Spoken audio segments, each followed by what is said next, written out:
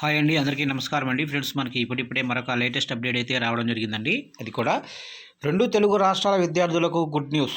సెలవులు ప్రకటించిన విద్యా సంస్థలు అంటూ మనకొక అప్డేట్ అయితే వచ్చిందండి. అయితే ఇందుకు సంబంధించిన పూర్తి డీటెయిల్స్ అయితే తెలుసుకుందామండి. వీడియో ఎక్కడ స్కిప్ చేయకుండా చూడండి ఫ్రెండ్స్. వీడియో నచ్చినట్లయితే ఒక లైక్ చేయండి ఫ్రెండ్స్. ఇక వివరాలకు తెలుపుదాము. ఎప్పటి నుంచి సెలవులు ఉంటాయి ఏంటి అనేది. ఇక్కడైతే చూడండి ఫ్రెండ్స్.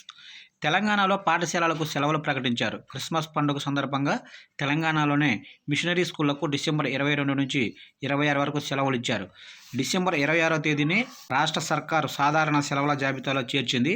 ఏపీలోని స్కూళ్లకు డిసెంబర్ 25, 26 తేదీల్లో సెలవులు ఉండనున్నాయి.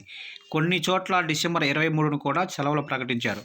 2024 న్యూ ఇయర్ సోమవారం వచ్చింది. దీంతో న్యూ ఇయర్కి వరుసగా 2 రోజుల పాటు సెలవులు రానున్నాయి.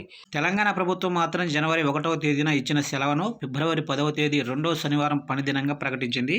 ఇకపోతే అలాగే సంక్రాంతికి తెలుగు రాష్ట్రాల్లో జనవరి 13వ తేదీన రెండో శనివారం చాలా స్కూళ్లకు కాలేజీలకు సెలవు ఉంటుంది. అలాగే జనవరి 14వ తేదీన భోగి పండుగ ఆదివారం వచ్చింది. జనవరి 15వ తేదీన సంక్రాంతి పండుగ సాధారణంగా సెలవులు ఉంటుంది. అలాగే జనవరి 16వ తేదీన ఆప్షనల్ హాలిడే ఇచ్చారు.